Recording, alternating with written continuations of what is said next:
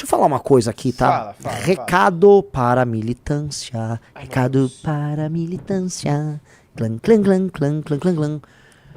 Me sinto muito humildemente. Já é o segundo exemplo que eu me comparo com uma figura épica ou histórica ou religiosa, né? Lá no Caldo eu me comparei ao Churchill, muito humildemente. Eu falei, guardadas as devidas proporções.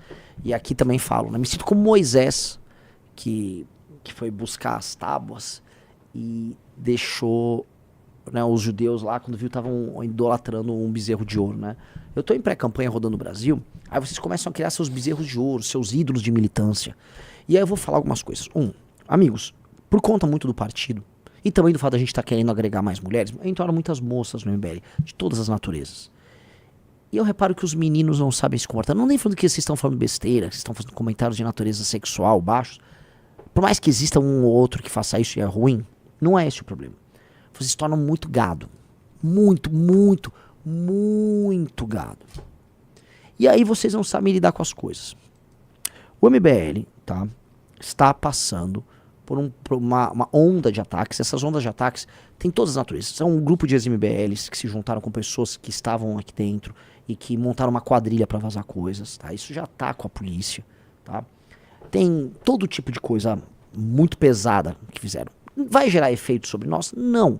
Mas vocês vão ver que o tempo todo tentam vazar ataques aqui e ali. A gente não é trouxa, a gente sabe o que está acontecendo. Entendeu? E a gente vai proteger a instituição. Então, às vezes, vocês adotam um comportamento meio indiano, né? Parem com isso. Ficaram numa discussão lá de Gótica versus Piauí. Que coisa patética. Que coisa patética. Foco apenas nas pessoas que estão no nosso grupo. Se uma pessoa não está no nosso grupo, não perca seu tempo. Não perca seu tempo. Algum motivo tem para uma pessoa não estar no nosso grupo. Assim como algum motivo vai ter para a pessoa estar no nosso grupo. Se uma pessoa ficou, se a pessoa está falando besteira e não é muito importante, não é um candidato, fique alheio a isso. Ficam dando assim, atenção para merda. Ficam dando atenção para merda, discussões de merda. E isso mostra uma infantilização da militância. Eu vi discussões das mais ridículas, tá, no Twitter envolvendo pessoas e a galera... Foco, nós estamos numa corrida presidencial, nós vamos eleger inúmeras pessoas ao redor do Brasil, espero me eleger para presidente, tá? Nós estamos bem nas pesquisas para o governo, em vez de construirmos, e eu sei que a militância também constrói, não estou cobrando porque assim, claramente a gente tem hoje a melhor militância do Brasil, só que o fato de ser melhor militância não impede de também ter seus vícios, e eu vejo esses vícios, essa pagitagem que existe aí, ela é muito feia, muito boba, tá? Isso vai ter que ser resolvido, mesmo, tá? E essa infantilidade de ficar vivendo pautado por fofoca alheia. Entendeu? É isso. Não percam o seu tempo com isso. Definitivamente. Tá? E entendam sempre. O que importa são as pessoas que estão aqui. Nós fomos, talvez ainda estejamos sendo alvo de uma quadrilha. Uma quadrilha. Entendeu? Então, larga de ser bobões. Vocês são muito bobões. Entendeu? Confiem no momento certo, vocês terão acesso a tudo que for necessário, mas agora é guerra. Estamos, entendeu? E as pessoas estão nos atacando porque todo mundo sabe que nós estamos crescendo. Ninguém imaginava que nós íamos estar nas posições que nós estamos hoje, com chance de vencer eleições, inclusive presidencial. Indo bem nas eleições para o governo. Ninguém imaginava. A imprensa está tendo que se adaptar, a PT está tendo que se adaptar, governadores, prefeitos, políticos locais, todo mundo tem que se adaptar. A gente era uma realidade que eles não imaginavam. Ninguém imaginava que a gente ia ter partido. Entendeu? Então, assim,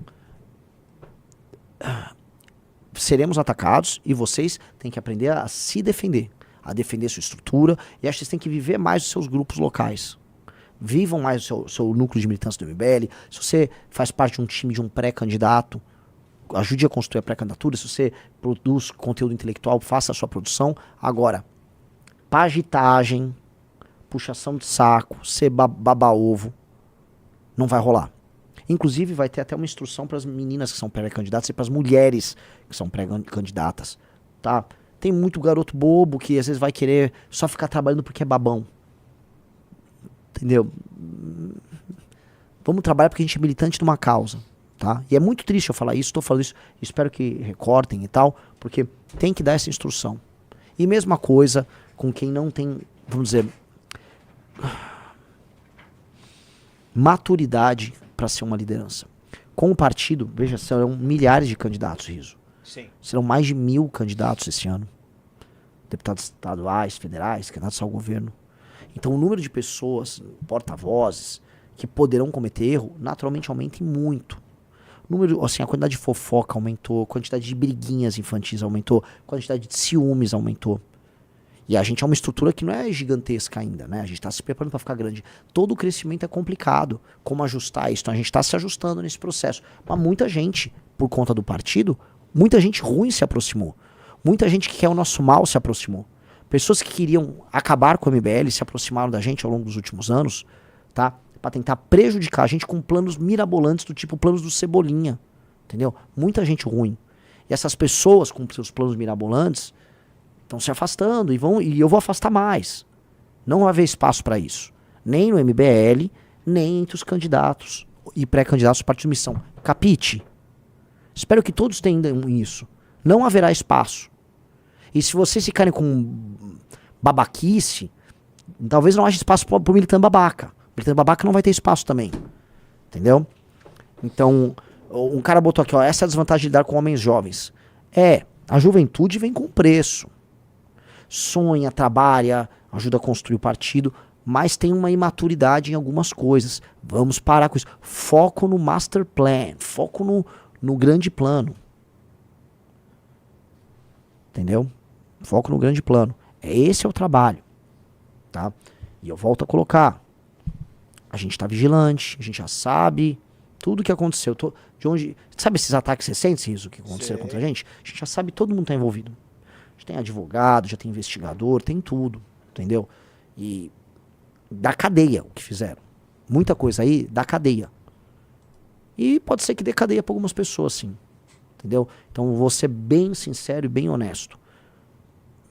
Vocês estão vendo, né? Muitas pessoas vão sair do movimento, não vão poder concorrer. Isso vai acontecer ao longo das próximas semanas, meses. E será um trabalho de eterna vigilância até a cultura interna nova tá funcional, até a estrutura toda, inclusive do partido, que não é o partido do MBL, são coisas diferentes, estarem funcionais, é um processo. A gente só não pode deixar esse processo, na prática, atrapalhar o funcionamento da estrutura eleitoral nossa, que é muito importante. Um cara falou, eu querendo ver o Nordeste industrializado e o pessoal falando de gótica. Cara, parece que existe uma turma no MBL que queria viver da fofoca. Foi criada uma turma interna, eu falo aqui, tá? De militantes que gostam de falar de fofoca, que queriam falar da vida pessoal uns dos outros, né? Sério, vou falar pra vocês, um negócio bizarro, um negócio muito feio, de gente que vocês não esperam, gente que vocês têm até em alta conta, e a gente tá até preservando isso pra não, né? Mas assim, gente muita maldade foi feita aí, maldade, pura e simples, tá? Então, não haverá espaço pra fofoca aqui, aqui é o espaço do fofoca zero, pintou com a fofoca, a casa caiu, tá? Esse é o ponto, tá? Não haverá nenhum espaço pra isso, até porque a gente tem muito a trabalhar, tem muito a estudar, tá? E fofoca e canalice aqui não será a casa disso. O pessoal, o Junito não é um fofoqueiro de maneira alguma. Corra, Junito é um paladino. Junito é um paladino. Corra, Junito. Uhum. Outra coisa que a gente precisa fazer, tá, cara? Eu vejo, assim, você vai pegar todos os ex-MBLs, todos os malucos que saíram. A maior parte dos ex-MBLs, cara, o grosso. Eu cheguei e falei isso no congresso nosso em Piracicaba. São pessoas com transtornos, né? O quão errado nós não estivemos em não botar um psicotécnico na entrada. É que o lance, se tiver um psicotécnico, nem eu entrava, né, isso? Você também não. Eu? Você também não. Imagina. Passava o Arthur, passava o Renato, passava o meu irmão, acho que o Kim passava. Eu não passava, Amanda passava. Amanda passava. Mas tem que ser louco do bem. Se você é um louco do bem, tem espaço. O problema é que tem muito louco do mal. Né? E é isso, entendeu? Muita gente má, que vocês nem imaginam, vieram aqui conturbar. Gente que quer atacar a família, vida pessoal, um negócio muito feio. Muito, muito, muito feio. O que eu vi, eu não imaginava que era assim. E mais, é uma coisa que não existia no MBL, Riso, há 7 anos atrás, entendeu? Não. Há 5 anos atrás. foi essa expansão. A gente cresceu, a gente começou a virar uma espécie de alternativa de poder. Aí a gente começou a atrair um tipo de gente muito podre. Muito podre. Eu não estava pronto para isso. Não imaginava que era assim. O Renan Lemo falou, só tem neurodivergente aqui, a gente tá...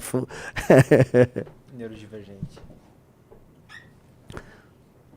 O Deirô do Velho Testamento não passava. Pois é, não, mas o Deirô sempre foi um louco do bem. Sempre foi um louco do bem. E é muito louco, porque chegou a morar numa casa, eu, o Pedro e o meu irmão, né? E eu e o Pedro claramente malucos. E o meu irmão sempre é um cara muito equilibrado. Mas o Pedro é um maluco do bem, eu também sou um maluco do bem.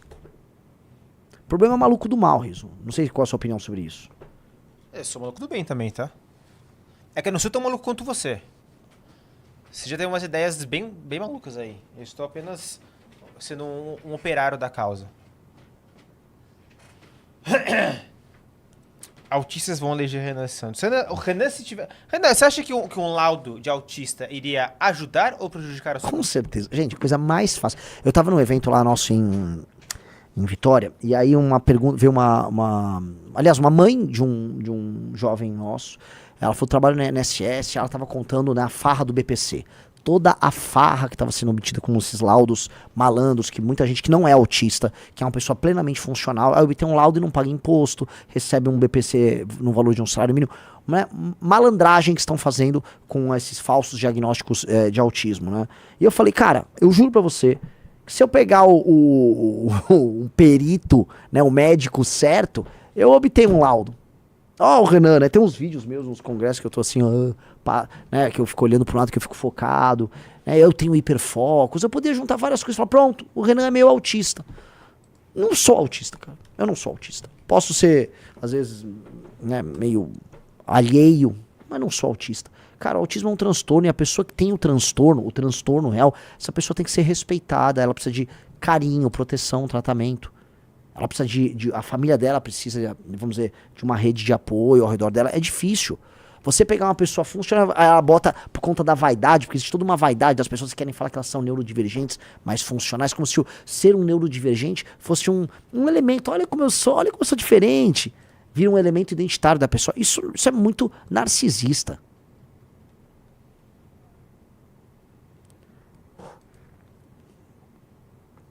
E então, os caras, o Renan não é. Óbvio que eu não sou. Óbvio, não sou. Não tenho problema com barulho, consigo me concentrar, tenho total facilidade em relações humanas. Não tem nada, só às vezes, né? Eu pareço. O que foi isso? Que? É só acompanhar o Renan tirando foto em congresso que ele vai ver a facilidade que ele tem com relações humanas. Mas eu também ficaria daquele jeito. Um cara falou, é um assunto que precisa ser pautado com muita responsabilidade. Lógico que virou bagunça. O pessoal tá trazendo uma interpretação a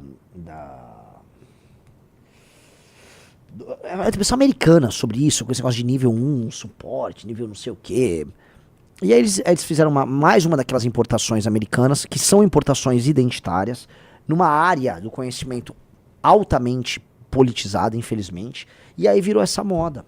Você vai pegar de 2020 pra cá, o número de pessoas que pegaram o BPC via autismo explodiu, né? Aumentou muito mais do que o número de pessoas, vamos colocar aí, que realmente precisam do BPC, uma pessoa com deficiência. Sabe, uma pessoa, vamos ver, que não tem um movimento das pernas, uma pessoa que tá surda. Essa pessoa, ela precisa de ajuda, né? Aí ela pode ter um BPC, só que ela tem um laudo que às vezes demora pra sair, porque é um laudo de um negócio físico. O outro não. Ah, sou autista. Pô, mas beleza, tem pessoas que são autistas, agora tem pessoas que não são, e realmente isso está osso.